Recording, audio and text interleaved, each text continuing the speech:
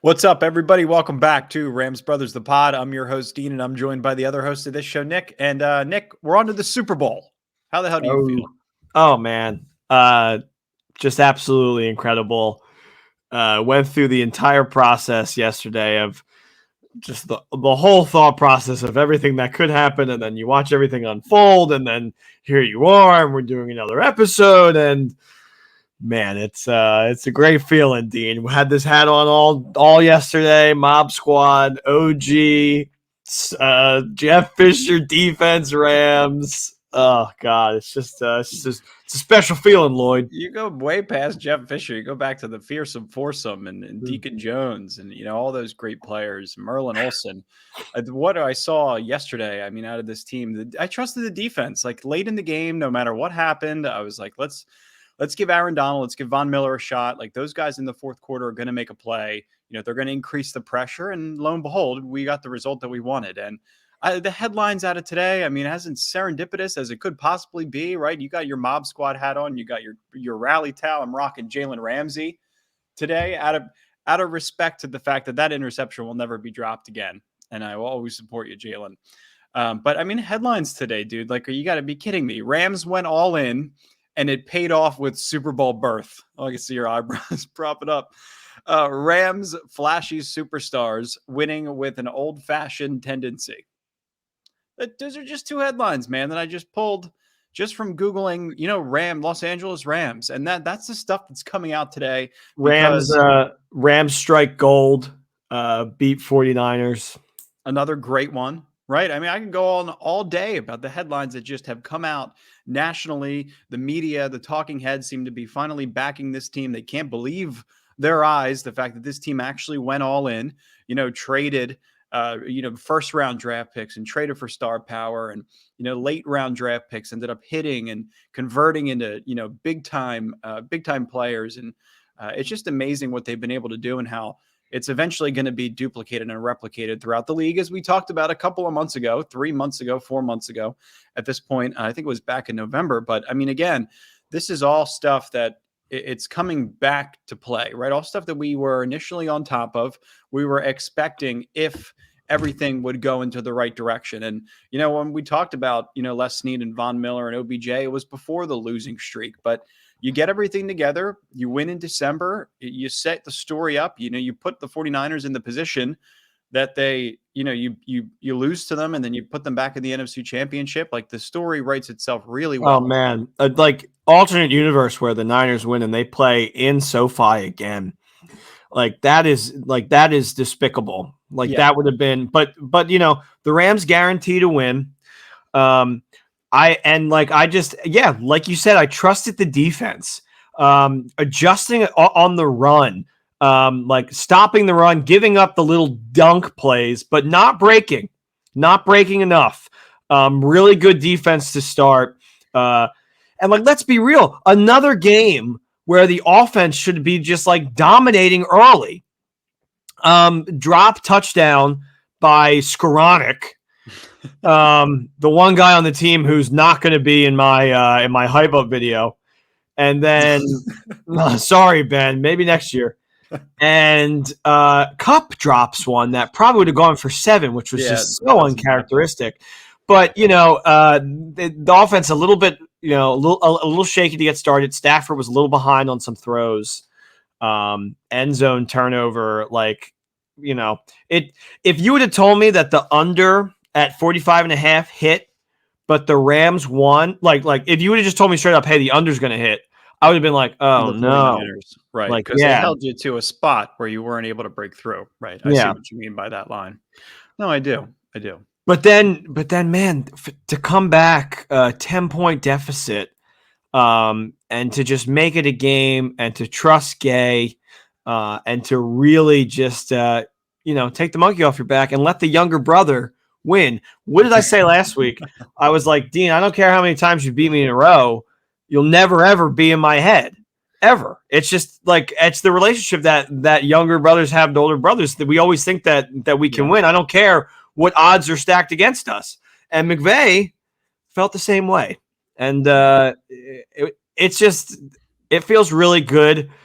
I don't does it feel better than 2018? I don't know. Like it's the whole thing is just like so crazy. It's got to end the right way. But I mean, the payoff, the fact that they gambled the way that they did, and the payoff to be able to get back into the Super Bowl. The right? microscope. I mean, you win the last 2 games too. The microscope that has been on us, and then the emotional roller coasters that this team has put us through this whole year, and then the last 2 weeks, it's just like, oh my god, like it just feels like so crazy. I think the Rams have a potential with the help of Tannehill to the Titans and Brady to the Bucks, and now Stafford to the Rams, to completely change how this league works, which is something that is just really interesting. Make it more like a football league or like a basketball league, where it's just like you have all these guys. You don't want them to waste their careers in frickin' Ohio, Cleveland, Ohio. Cincinnati, Ohio is another story. But you know, like I think these guys are just going to get restless on these crap teams now. I mean, we'll see. Off-season talk for sure. Let's go win the game first. But I mean, for the sake of this game, the fact that they were able to win this game, I think, was massive for so many reasons, right? The fact that it ended all doubt that Sean McVay, the little brother, was unable to beat Kyle Shanahan, especially in the big game, right? That storyline, that narrative is now gone. Like you said, it kept the 49ers from playing a Super Bowl in our home stadium. That's no longer going to happen. And we also kept them around long enough to kill them. You know what I mean? You kept them kill their spirits, steal their souls. You also kept them long enough to kill as many other opponents along the way, if you think about it. I was going to bring that up. The Niners did us a huge favor. First of all, I just want to say this. I'm sure everybody has different experiences. Every 49ers fan that I know personally in my life is a really nice, good person. I don't know if anybody has that experience. I know. Well, I mean, maybe I'm just lucky, but every single 49ers fan. Yeah, I mean the hostility right now, but I think I'm talking about people in my life that I have met, not at stadiums. Well, different. You know what I mean? Right, completely different experience too. Yeah, like friends of mine or like coworkers or just whatever. And the vibe from them was like, "Hey, we're kind of lucky to be here." And then I saw them today, and they're like, "Hey, really good game, rooting for you guys." And you know, like I'm just sitting here, I'm kind of like, "Hey, man, thanks for taking out the Packers." Truly, yeah. Because I thought, honestly, I think the Niners team were definitely the most equipped, just how they run their defense, to stop that. And like now, right now, I think I would say, this Rams team could beat the Packers. But if you think about the Packers situation, hypothetically, like the Kelly Stafford and Kara Henderson, right? Les Snead's wife, like that situation doesn't happen where people are getting tickets, right? Holden doesn't get people tickets, and filling up the stadium and re-ingraining yourself into Los Angeles, like all that stuff was important. If the 49ers lost to the Packers, you would have had to go into Lambeau Field, and this situation never presents itself, and you can't stay home and then potentially win the Super Bowl in your home stadium, because you have to go through Lambeau. And, everybody thought that was going to be the game that they were going to inevitably lose. Right. You bring in Von Miller, you bring in OBJ just to lose to the Packers, was what everybody was commenting when the Rams account tweeted, "We're all in. All this just to try and beat the Packers. All this just to try and beat Tom Brady." OBJ, you really went to LA when you should have went to Wisconsin and win a ring. Yeah. All right. Yeah. Whatever you say. I mean, it just felt like an absolute must win, back against the wall, all cards and chips on the table in the brand new $6 billion stadium. The story could not have written itself any better. Les Snead is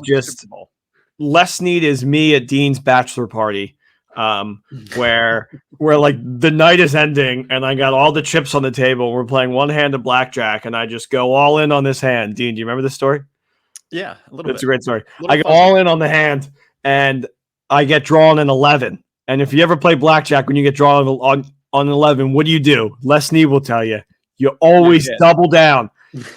You double down. One card. You get one card. You double down. And I got all the money in my pocket. I looked behind me. Some of my friends pitched in some money so I could double down. I had like $400 on the table. So I double down 400, 800 on the table. Here we go. Well, I need one card. It's a 3. So I have 14. And I'm like, oh, God, season's over. I'm done. Get me out of here. Forking me. Goes to the dealer. Dealer busts. I win. And that's what's going to happen, I do baby. actually That's remember what's going to happen. that. The Packers bust. The Niners busts. And then now here we are, us Rams fans, doing the dance around the table. I mean, 3. I can't believe you got a 3. How about that? Odell Beckham Jr.'s number. I know. How about this too? I placed a bet that the Rams were going to win the Super Bowl the minute they signed OBJ. How about that? On fire. Hey, this is what a gambler does. You got to look ahead. You got to place a couple futures. You got to look ahead to Odell Beckham Jr. You got to look at the Rams Super Bowl futures. Way back in Matthew Stafford Super Bowl MVP. Like all of the stuff was in play. The fact that they were 3rd, 4th favorites. We talked about this all throughout the season to win the conference, to win the Super Bowl. 3rd favorite, 4th favorite. As the season went on, they fell a little bit back, but they were never out of it. And then they continued to climb up. I mean, that's the roller coaster, the emotion, the drama that's come along with the season, and it's been a hell of a lot of fun. And the fact that we're in this position now, I love what you said in the beginning of the episode.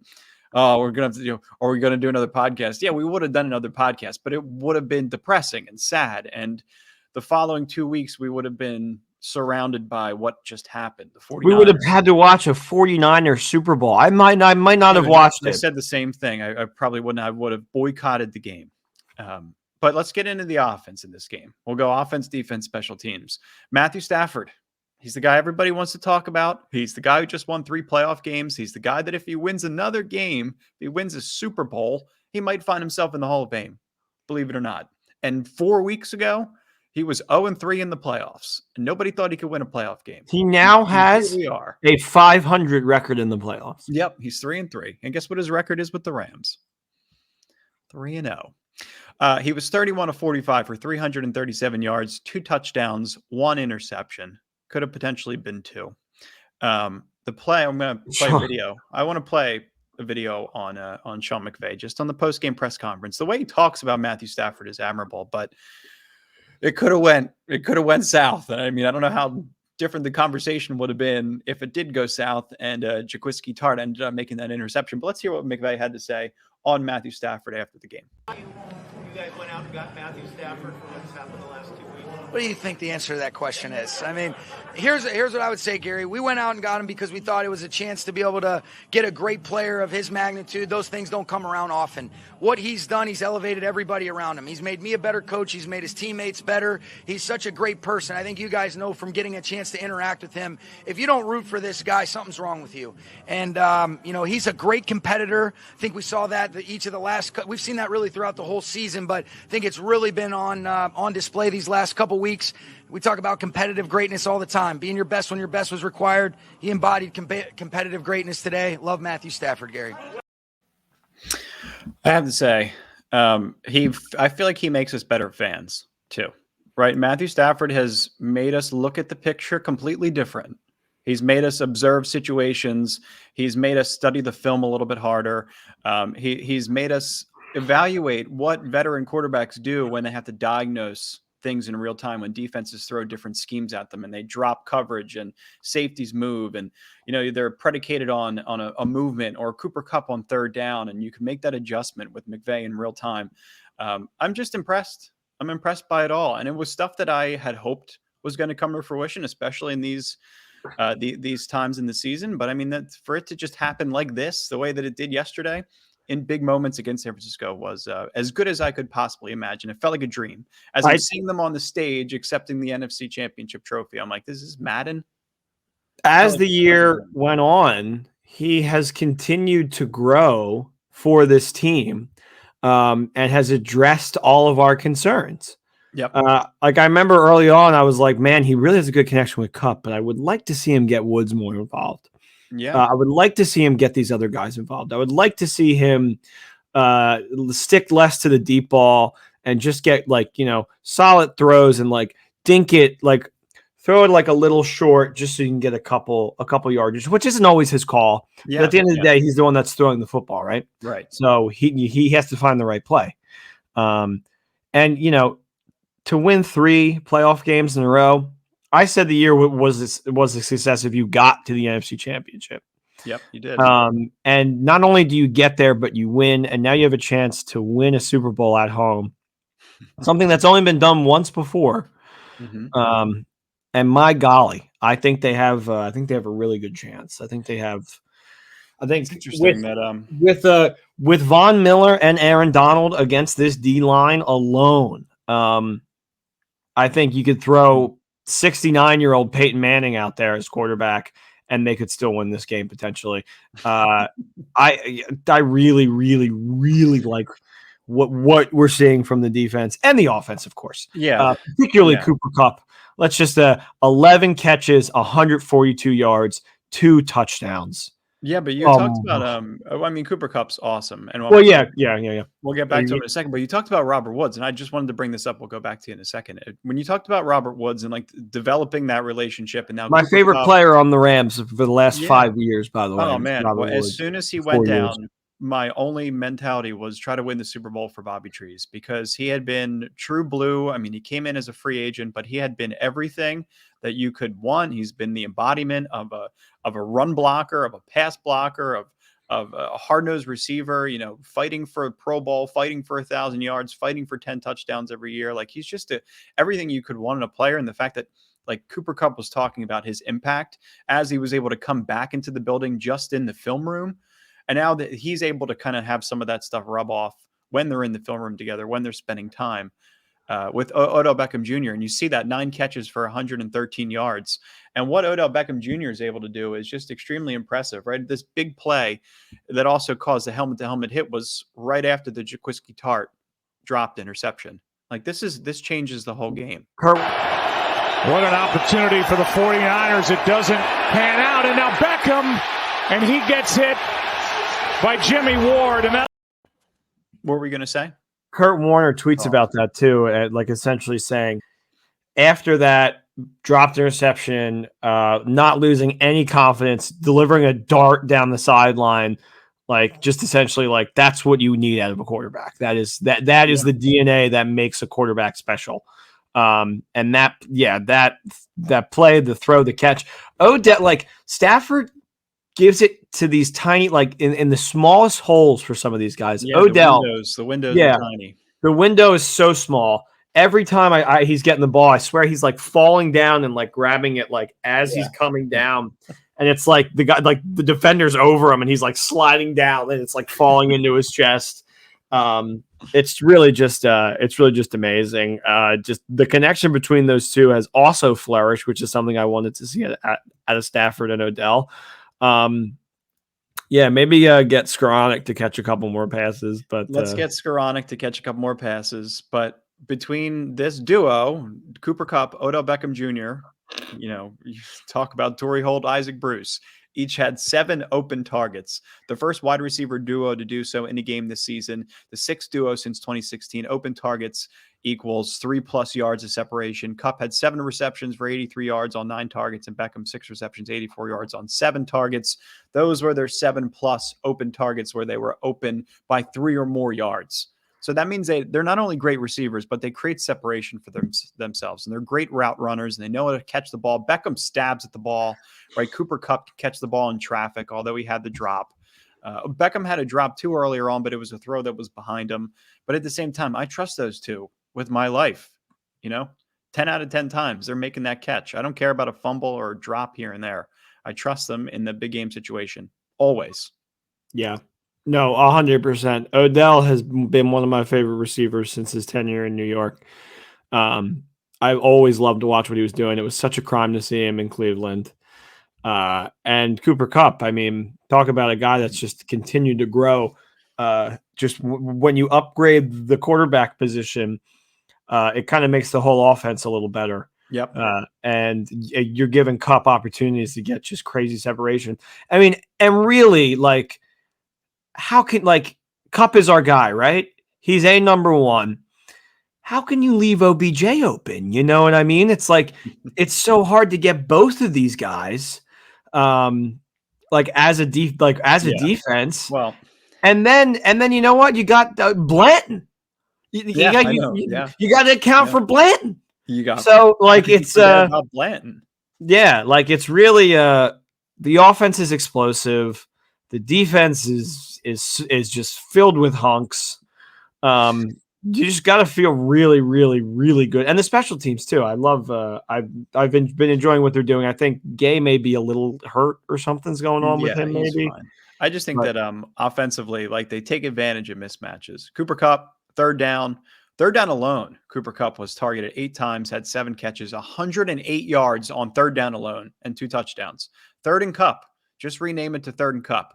This is Kupp on 3rd and 3 as he just breaks away and then flexes and screams into the air. Stafford throws, pass caught, Kupp still rumbling.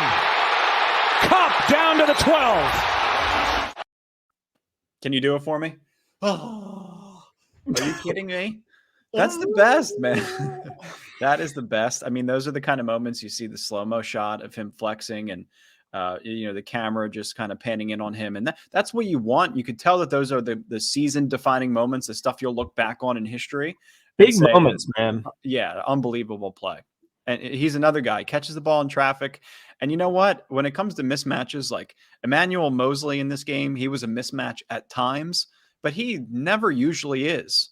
Like, and you're dealing with Ambry Thomas and Jaquiski Tart and Jimmy Ward at safety and K'Wan Williams and Emmanuel Mosley. Like, those are good defensive backs.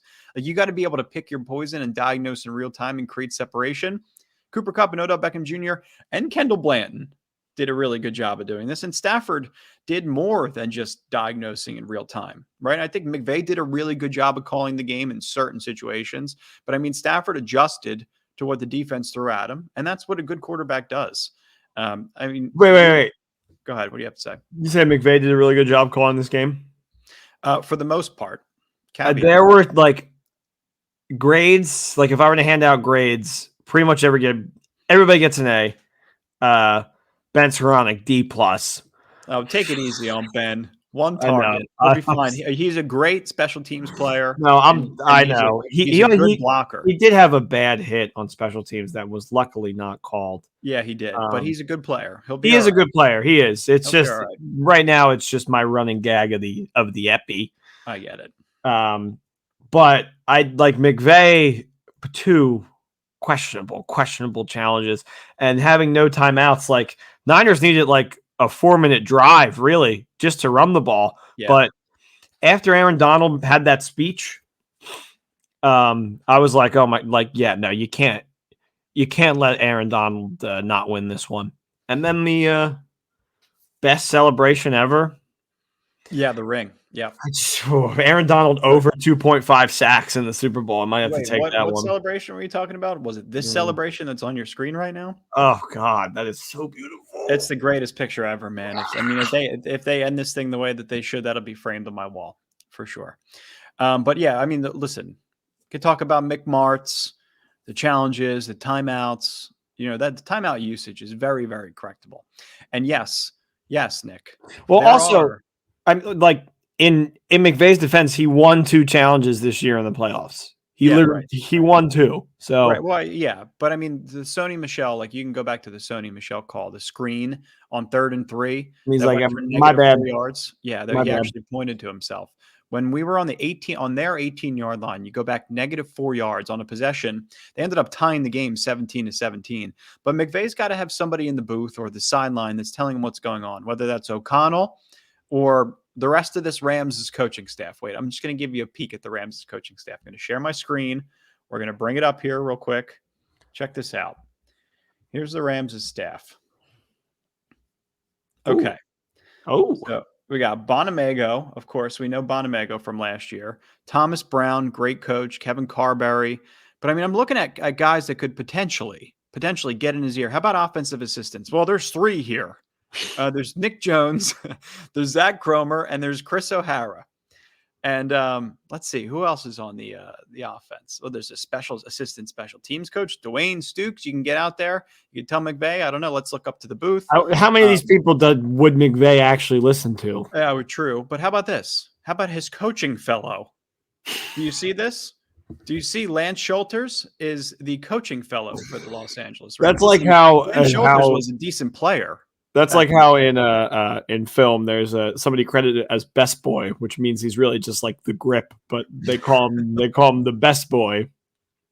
Coaching fellow. That is I want to freaking. That may be my new life goal is to get that on a business card. Yeah, well, I mean, all I'm saying is, I mean, there's a lot of young faces on this staff, and rightfully so. And a lot of these guys are up in the booth. But I mean, Zach Cromer, Sean trusts his dad, that's for sure. We love the Cromer family. I mean, Wes Phillips, Wade Phillips' son, who arguably could potentially look older than Wade Phillips. Is that who that is? Yeah, of course. Wow. Of course. But I mean, Robinson may be on the side. I think O'Connell would be the guy that could potentially get in his ear. Do you think anybody's still around from the Fisher days? Yeah, Rob Havenstein, Johnny Hecker, and Aaron Donald. No, I mean like coaching wise. I don't think so. No. Yeah. I think. How about that though? How about the journey for those three guys? Yeah. Well, besides Les Snead. Snead. Yeah, that was the one thing I remember. Like and Kevin Demoff. You know, when they fired Fisher, they didn't fire Les. Yeah. And now it's like whenever there's a coaching fight, like a coach gets canned, they always fire the GM now too.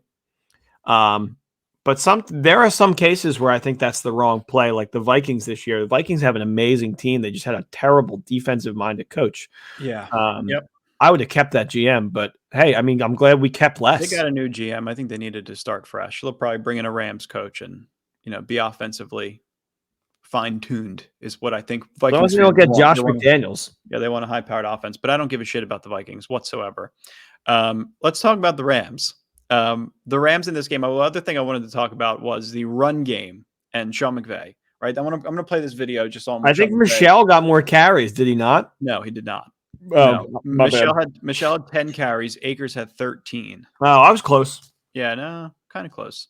But I mean, both teams averaged 2.5 yards per carry. But it was about committing to the run game that was extremely important in this game. Let's hear what Sean McVay had to say. How about this music? Those guys, let's keep it quick. I need to get in there. How much did your running game open things up in the first half? It did. I thought Cam ran hard. I thought Sony had some tough runs that he leveled off, and I thought it was able to open up some big windows in the pass game. And I thought our guys did a great job being able to mix up the tempo, apply pressure to an outstanding defense where they've been really teeing off on guys. I'm so proud of our offensive line. I thought they held up really tough, battled, really, every single snap. And you look at that front, they rotate 8 guys through. They're outstanding. D'Amico Ryans does a great job. Chris Kasarik. And so we knew what a challenge it would be, but the run game was very key and critical, even though it was just kind of tough, hard-earned yards to set some other things up, no doubt about it. I mean, he talks about the entire front, right? So he talks about D'Amico Ryans, how they rotate in 8 players. Like, they're as tough as you get. 2.5 yards per carry, but you got to be able to get into the second level and force those guys to tackle, force the linebackers to tackle, get them tired, make them run sideline to sideline, and that's what they did in this game. Cam Akers was the weapon. Although he didn't go over on yardage and he didn't go for 100 yards or 200 yards, but he did exactly what we needed him to do in this game, was stay sure-handed, not fumble, and get the hard-earned yards. So I was happy with what I saw at the run game. I was. They stayed committed. Yeah. I mean, I really liked it when they're like in their own end zone and they go to Sony on like second down, where I think everybody thought that they were going to do a pass play. Yeah, good call there. And then he got like 8 yards. Yep. And that was the start of the 97-yard first touchdown score. That touchdown drive. So like committing to it there, especially on your first drive where the first 6 plays are all pass plays.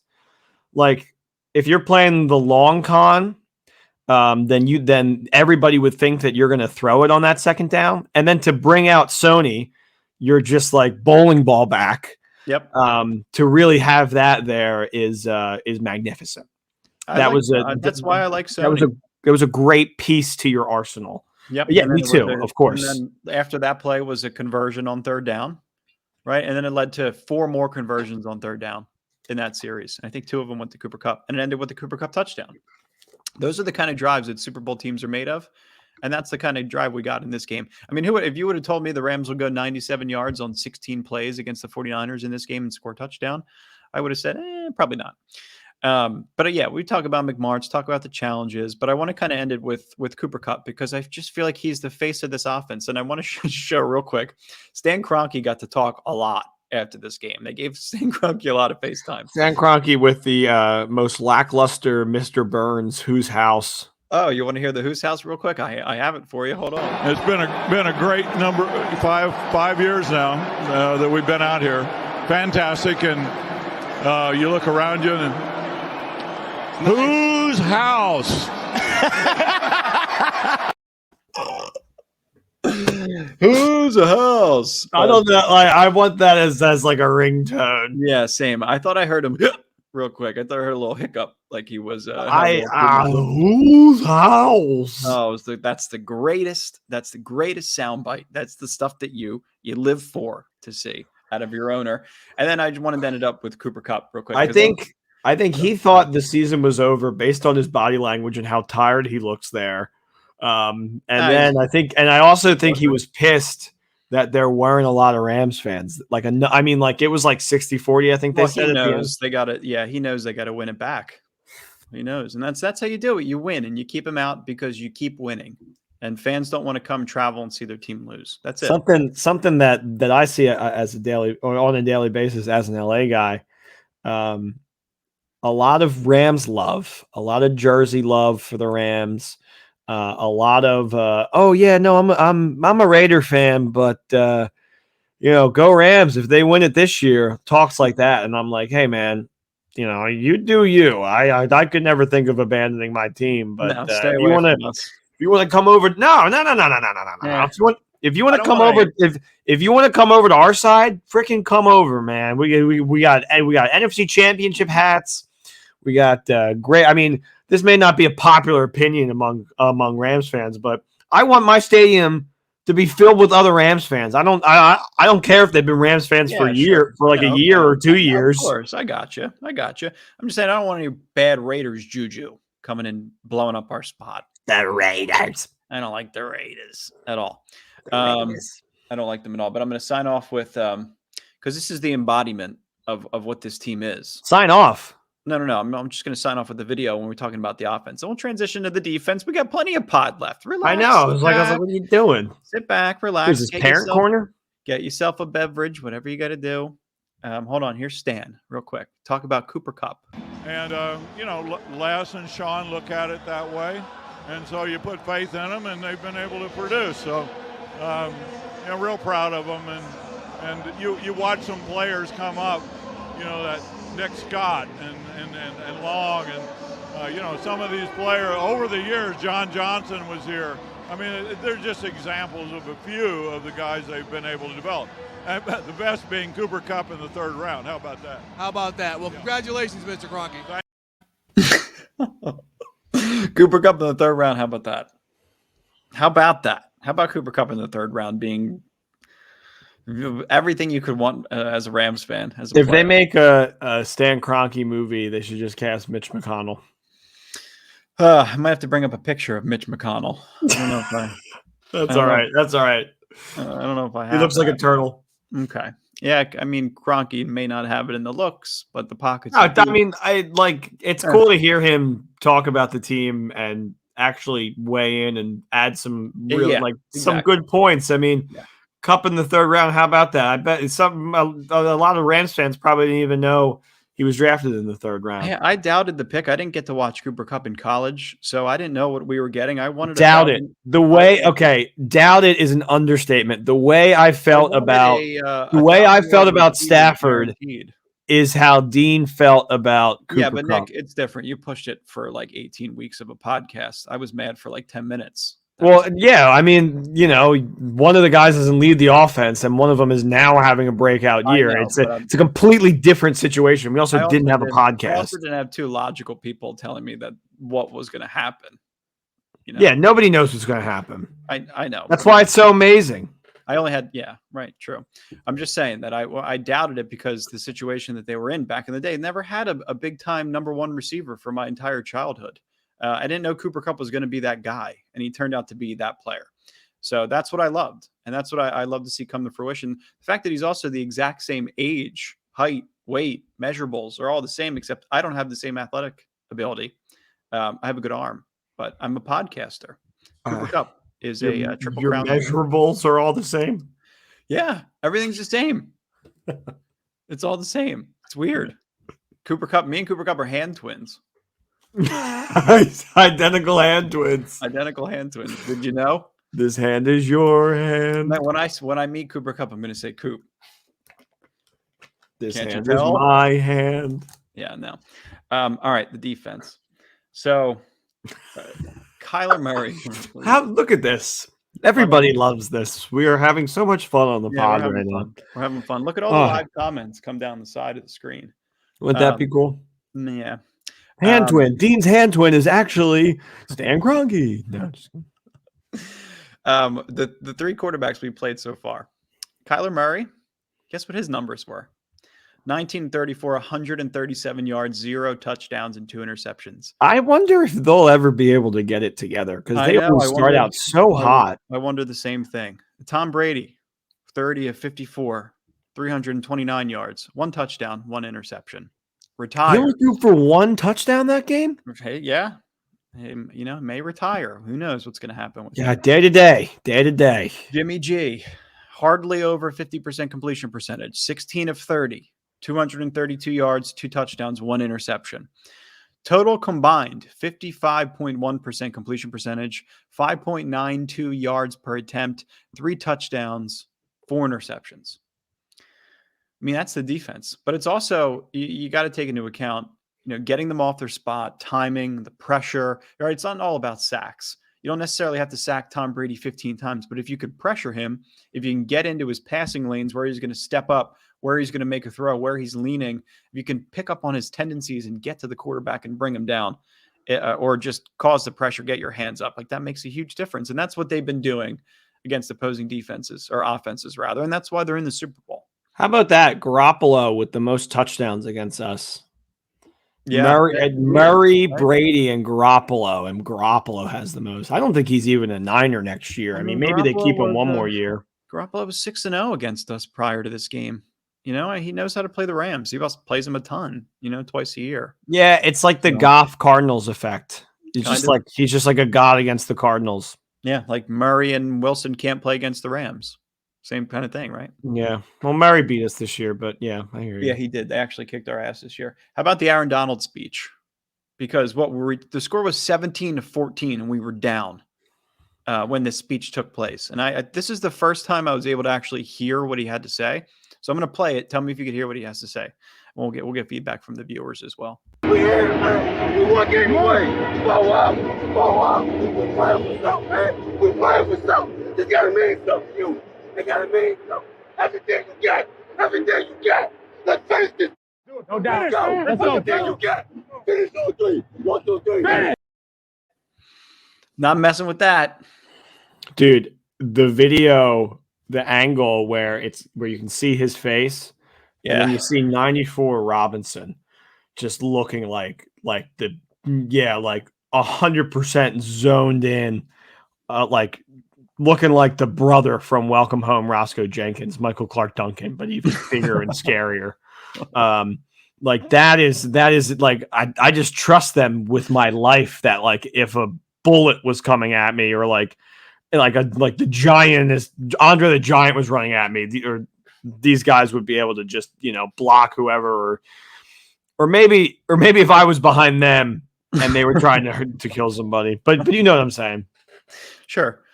Yeah. I think I trust them with my life. I trust them with my heart. You trust the defense. And yeah, there's a reason to in late game situations. Nick trusts the mob squad, and I do too. I was screaming it yesterday. In order to come back, you had to do that, and they did. What's the stat? Show us the stat with comebacks. Do I have that stat? I don't have that pulled up. I'll read it out loud. Let me see. Do I have it written down? No. You can read it out loud. Go ahead. Yeah, hold on. I got to pull it up. Yeah, it's so the only 2 games that they've won where they were down 10 or so all right, so I got it. Yeah. The Rams were 1-23 when trailing by double digits in the second half under Sean McVay. They're now 2-23. Both wins came in the NFC Championship game. Yeah, give me a heart attack, why don't you? That is the craziest stat ever. Yeah, it is.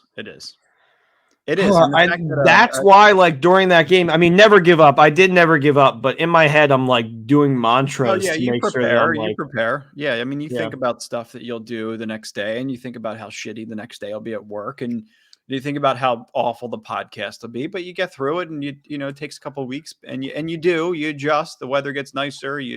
Seasons come around, holidays, and babies are born. No, it's just stuff it's a vicious cycle. But when you win, you could really enjoy it, and then the pressure can kind of come off for at least a week for now, and then we can kind of prepare for the Bengals.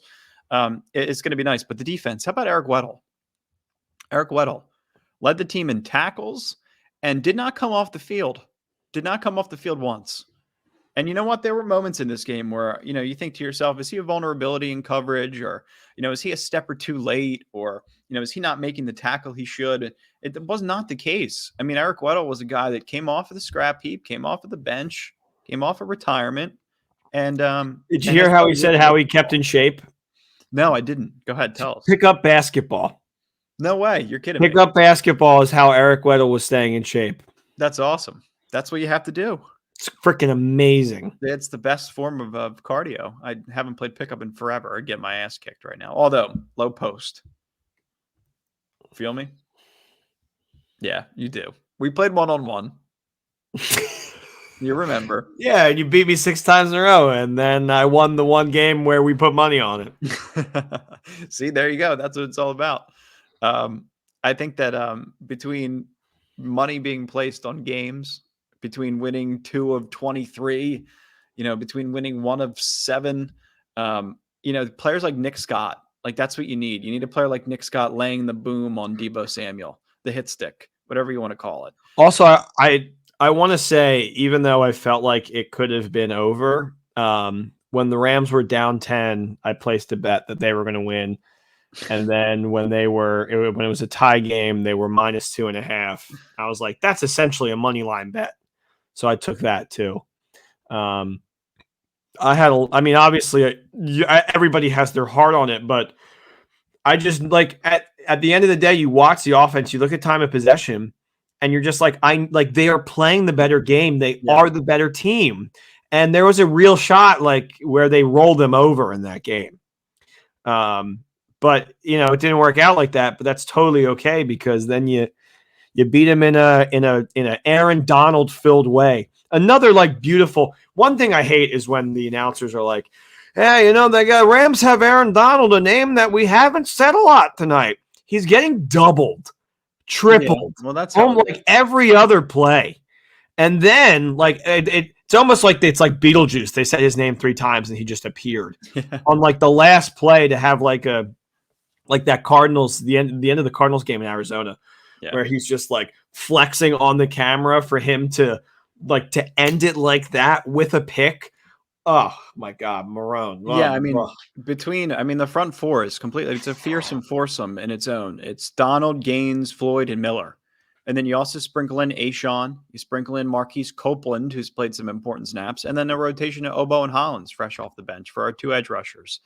And then the defensive backs, it's Weddle, Scott, Ramsey, Williams, and then you saw David Long for 50% of the snaps. And then the other 50%, the Rams had Reeder and Howard both out there, so extra linebacker help. And then Ernest Jones also rotated in a little bit for Reeder. But I have faith in Donald. Gaines played a really good game, although his PFF grade won't show it. His pressures were there. Von Miller shows up. Von Miller, he may be unexistent, in the first 3 quarters of the game, but if he shows up in the 4th, he makes plays. He's on the quarterback, doesn't matter. And that's what you traded for. So, there's that. But the Rams, this is what this defensive line does. Pressure Jimmy Garoppolo on 4 of his 22 dropbacks in the first 3 quarters. So you're kind of baiting him. You're playing a little bend, don't break. You're letting him throw the ball around a little bit. So 18% of his dropbacks, he was pressured the first 3 quarters of this game. They pressured Jimmy G on 7 of his 9 dropbacks in the 4th quarter. That's 77% of the time. And Jimmy G was 2 of 7 with an interception when the Rams pressured in the 4th quarter. So that's the difference. You put your foot on the gas, you take risks, you gamble, similar to what Tampa Bay did in the week prior. But Jimmy G's not a quarterback that can kill you. Ndamukong Suh's running up the A-gap. Aaron Donald's running up the A-gap. There's the difference from week to week. It's Matthew Stafford winning the game. and it's Jimmy G throwing the game away. I think that game was lost when Kyle Shanahan decided, hey, I'm in Cabo. I'm chilling. Jimmy G's fine. I don't have to trade for Stafford. I don't have to trade for Rodgers. I don't need Brady. I'm good. And Yeah, that's when it changed. They might have Brady next year. That's not something I want to talk about right now. But yeah, I like Jimmy G is not to be trusted. I'm sorry, Broncos fans, but I think that's who your quarterback is going to be next year, because that would just be the most Broncos move ever. I think Rodgers maybe goes to the Steelers. We'll see. Yeah, I could see it. See it. I'm down for a full shuffle. Like I want to win a Super Bowl and then just see mayhem throughout the entire offseason. People going everywhere, like you talked about the NBA. Yeah. But no, I think that can really happen. It can. Yeah, sure can. But like quarterback carousel. I just don't think you can trust Jimmy G in a big game. I just don't think he is a quarterback that will win you games. Look back at the NFC Championship when they won. Yeah. How many times did he throw the ball? 8? Yeah, 8 times. He was 8 times. Like listen, our dad said this about Goff, but I think Goff actually stepped up in like really big situations. So I thought that was a little mean. But he was like, this guy, Jimmy G or Goff, has lived a charmed life. He had inherited like a really good team with a really good coach, with a really great defense, which obviously Goff didn't, but eventually they became a good team. He was a part of the reason for that. And you could say the same thing for Jimmy G. Yeah. But like sometimes these guys like Jimmy G's out there saying F the Packers as if he did anything in that game. I know. Like, yeah, I mean, I'm going to play devil's advocate for a second. The other side with Jimmy G is played some good football. He's got some experience. Trent Williams gave up 5 pressures versus the Rams because the Rams' front is really tough. Williams gave up 18 pressures the entire season, and he was bothered by a high ankle sprain. So here's, your blind side's hurt. Hold Williams, on. Williams is a whole nother can of worms. But that's the thing. But I mean, you got a torn ligament in your thumb. You got a shoulder that's going to need to be surgically repaired. He's also 30 years old, right? So he's not, one of the younger quarterbacks in the league. I'm not defending him. I'm not defending him by any means. But I mean, they've proven that they could get pretty far with them. Look at the 3. Well, yeah, and the Rams proved that they could get pretty far with Jarrett, and then now he's on a team with a 3-11 or 15 of course, and 1 record. That conversation could go in. My argument with Garoppolo is if you put him on one of the 3 worst teams, he doesn't make them any better. He doesn't make the Niners better. It's the same thing that we saw this year. Yeah, he doesn't make. No. He doesn't make the Jags better. I think he makes the Jags and the Lions worse if you acquire him. And there's an argument that he could make the Jets worse even. Well, who knows even what he is? He may be a stopgap to the next guy for another team, or he may he'll become a journeyman Teddy Bridgewater guy. We don't that's know. my bet. We just don't know. And it's fellow the best part is that we get to have this conversation because if they win this game, the likelihood is that they would be beating the shit out of the Bengals, 2 weeks from now in our stadium. They feel like that's their home stadium. They probably would have felt like we're going to knock the hell out of this team. And then they would have won a Super Bowl, and Jimmy G would have been to 2 Super Bowls in 3 years and would have won 1. And then everything changes. But because he's knocked out, that's the best part about this is the fact that Jimmy G might be a Bronco next year. That's how crazy it is. So I mean, that's just it with the defense. I mean, there's a combination of really good things going on from the defensive backs. I mean, the linebacker groups. I mean, at least Troy Reader showed up yesterday. I mean, he got dragged around like that scene in The Little Giants where he was holding on to the jersey. But I mean, he played. He was a signal caller. I sent Dean. Speaking of Little Giants, before the game, I sent Dean the clip of Little Giants where he's like, when me and Kevin riding bikes down the Cherry Hill, I beat him 1 time. Yeah. You beat Kevin O'Shea? Yeah, 1 time. And that's all the Rams need to do. They just need to beat the Niners team 1 time. And I feel like that's even that. You know what I mean? In hindsight, it feels like we're even giving the 49ers too much credit. It's like I know, but like O'Shea team that we had to beat. Right? It means a lot in the sense of that was our Kevin O'Shea team because there was very much big brother, little brother sidelines. Fumbarooski vibes going on. Yep. And then we'll spend a minute on special teams too. They call me the demon on special teams. There was the one missed field goal. I think what was it? It was 54-yard attempt. 54 yards. Yeah, I was going to say. I thought it was 47, but no, it's 54 because it was the exact amount that Greg the Leg had. Yeah, 47. I had in my head was the week prior that he missed. But yeah, he missed a field goal. But I mean, everything else was a chip shot. He was good. Kickoffs were good. No penalties. Ball went through the end zone when it had to. A couple strategic kickoffs. I think one Debo had to bring out, got stopped at like the 14-yard line. Hecker, his average punt, I mean, his first punt was like 58 yards, was a bomb. You know, when you see the return guy just keep going back, that's probably a good sign that the punt was a bomb. And then Brandon Powell, I feel like whenever he catches a ball, even if it's fair catch, he still wants the ball. He still wants to go. And the same thing applies when he returns kicks. So happy in all phases. That's our big three there. I've been extremely happy with them throughout the playoffs. They haven't made any mistakes yet. Besides, call missed field goal a mistake, but it happens. And now we're on our way to the Super Bowl because we got sound special teams. Joe DiCamillo. I'm going to have a picture of him also right next to Aaron Donald pointing to the ring because I love good special teams play. And then I wanted to close it out with this because we kind of alluded to this in the beginning of the episode, right? We said all the way back on November 2nd. This is all about the F them picks, right? The meme that circulated the internet and the constant desire, I feel like, to upgrade and be better than the norm with this team. I think that's the mantra. I feel like every single position, throughout the entire roster, they were like, we could upgrade. If we feel like there's a better option, we'll make a way to make it work.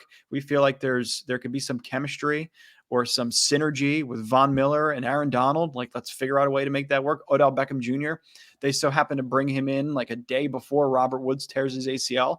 So serendipitous, and it happens for a reason. But I'm going to flashback. Can I flashback? This is the first time we've ever done this in Rams Brothers podcast history. Do you have us? I have us. Oh man. I have us from This is like when people find my tweets at 3 a.m. and tweet at me. This is us. I don't think you say much in this clip, but it kind of goes along with I swear to God, every clip that you clip on Twitter, I say nothing, but whatever.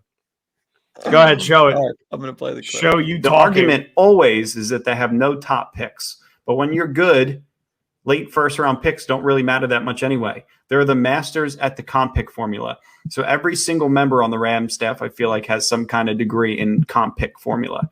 They have 4 more coming up this year.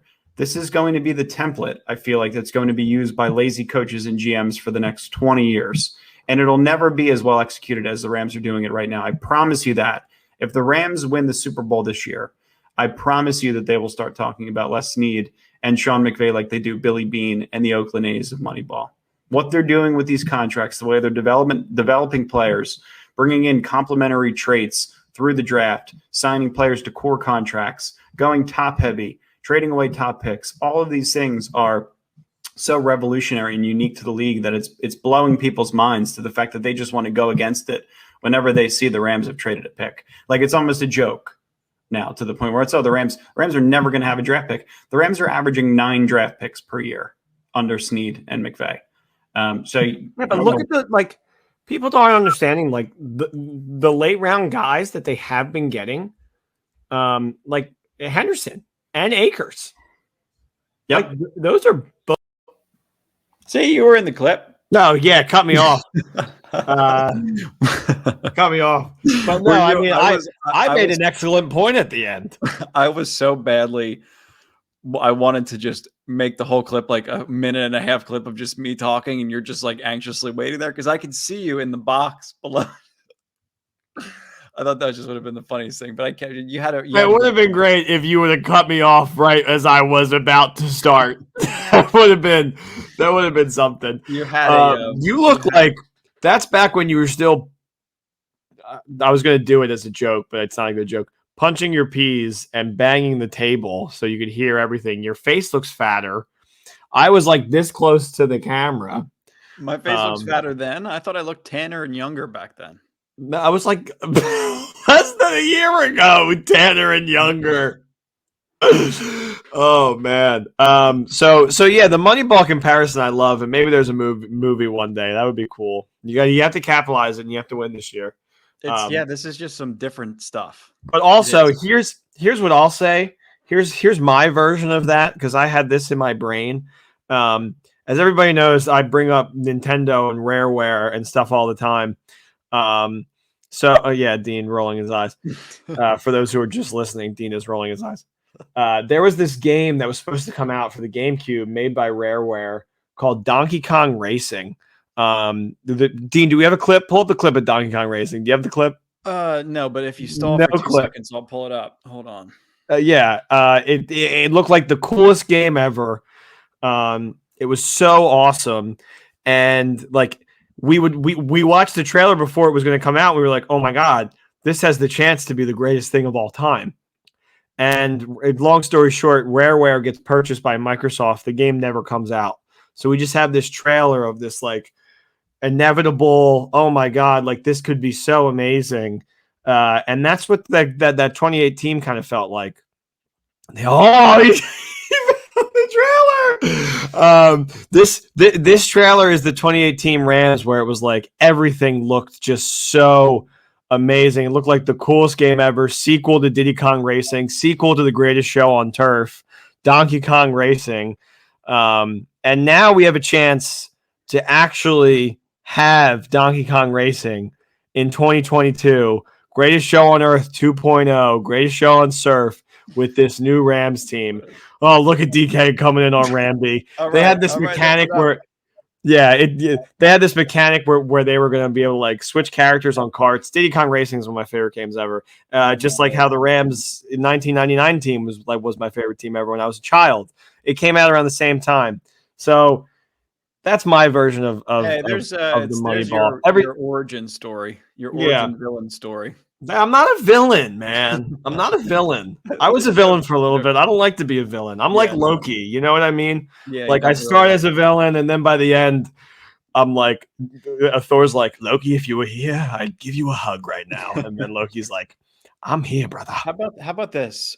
Because this was the guy that was the villain to me throughout the entire season. I thought he's one of the best players in the entire league. He's one of the best football players I've seen in the last 10 years. This is the approach that Odell Beckham Jr. had towards Deebo Samuel once the game ended. I mean, you could say 1,000,001 good things about Odell Beckham Jr. in this situation, but just look at this clip and just observe it for a situation. I'm going to get your reaction. Matthew Stafford, 31 of 45 for 337.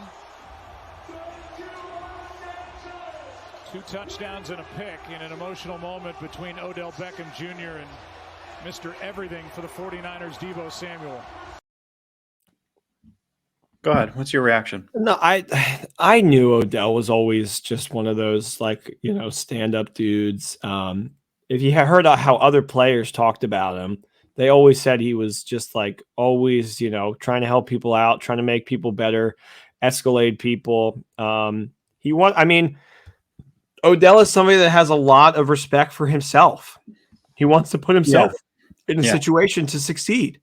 And that's what he did. And now, he looks like him and his dad both kind of look like hunks. They look pretty damn smart. Yeah, they do. They do. And it's great to see him on our team. And look, I know football hasn't really been done like that, but there's no reason why it shouldn't be going forward. I think you're breaking the laws of football. Really, this team. Who cares, man? Yeah. Everybody's talking about how we're breaking the laws of football. And I know, and that's why people we're not supposed to be here. Oh my God, how many people have been like, "Hey, man, you guys better win it in the next 2 years, otherwise, you have a lot of bad years going forward." And I'm just like, dude, like, you know nothing about the Rams. You have no idea how many years we've suffered through mediocrity and below mediocrity, and I would be the most excited when the special teams got on the field more than anything else. 9-point wins would be what I saw, and that would make me happy for like a month. Like to think that this is a real picture, stuff like this. This is an. Well, that's just a normal picture. But I thought a picture of them with a trophy. How about there you go. That's better. That's How about better. This one? Von Miller and Les Snead. I mean, this isn't just when they signed them in their stadium. This is when they won the conference championship in their stadium. How about this one? It's by the way, I feel like we're alienating our listeners. This is Taron Killam in a full Rams pajama outfit. And he says, "I slept well. Happy game day. Go Rams." I love Taron. Taron is the man. But I mean, landfill. You get the is. ring picture. Is that blood? No, I think it's paint. Yeah, I think it's from the jersey. And then you also get this. No, it's from the paint on the field. Oh, then, on the field, yeah. And then this one, the L. 49ers logo, for those that are listening, turned it into an L. So I mean, that's what it's all about. You get the memes. We thought at one point in the season we were going to be the meme team, the team that was counted out, the team that everybody turned on and liked to make fun of. And the fact that we're not in that situation, the fact that we could actually win it all and kind of change the landscape of the league a little bit too, with the way Les Snead's doing it, pretty damn cool. Phil, turn the camera on. Show us the clip of Dean talking about the meme team. Do we have the clip? No, we don't have the clip. You know what? I didn't just clip it of me. You were in it too. But it was, got to tell me, that's a pretty good flashback because we're just getting here now. And it's a great flashback. It's amazing. I think it'd be cool if we did like a whole flashback episode because we have episodes going back to 2018. Well, we could definitely do that in the off season. We'll have some fun. Yeah. Why not? That's all we got for you tonight, Rams fans. We went the full hour. Yeah. I mean, this is everything I wanted to see from this team, but still there's another game left, right? As much as it feels like, oh yeah, let's get comfortable. We're good. We're going to win it. This team stinks. Yeah. No. Do not count them out. Yeah. It's a Super Bowl. So keep your head in it. I know all the celebration was fun as hell, but hope you guys enjoy this episode. Enjoy this week too, guys. Rock your gear. Yeah. Be happy. Get worried next week. Don't even think about the game yet. Just to bask in beating the Niners in a freaking NFC Championship game. NFC champs, Sean McVay, 2-0 in the NFC Championship. 2-0. Matthew Stafford as a Ram. 3-0 in the playoffs. Yep. We have Von Miller. We have OBJ. Can we get? Why do you sound like Jerry Seinfeld? Jerry Seinfeld's going to be at the Super Bowl. Can you give us a Johnny Drama victory, please? I don't want to blow out my microphone. You're Johnny Drama. I'm Vinny Chase. How about you do it? You do it, Johnny Drama. I'm Vinny Chase. Victory! You wanted to do it all along. I did it. And it was great. We're going to the Super Bowl, Johnny Drama. Johnny Drama and Medellin. We're going to the Super Bowl. Horns up, we Rams fans. Also, by the way, Rams fans, to everybody, I have the shipping numbers. I sent out all of the water bottles. I actually sent an extra one to our boy Jimmy because I got one extra one. Oh, nice! And it was his birthday when I sent it out, so it worked out well. 4 water bottles sent out. Thank you guys for the reviews and the likes and all that stuff. It means a long way. Don't forget to like and subscribe. Dry January is officially over at 12 o'clock in 2 hours, which means I'm cracking a Golden Road beer, our official beer partner. They produce the incredible Whose House, Rams House Blonde Ale. And then Tick Pick also, friends and family who are buying Rams or Chargers tickets, etc. Use Tick Pick. Get your tickets fast and secure, and you don't have to worry about your tickets not showing up on game day. www.tickpick.com/Rams. Right there at the bottom of the screen. If you're listening one more time, www.tickpick.com/Rams Bros. Sweet. You'll thank us later. Let's go win the Super Bowl, brother. Let's freaking win it, man. I feel so good. God. Let's go. All right. Turn the camera on, Phil. We'll talk to you guys in a couple days. Peace. Horns up, baby.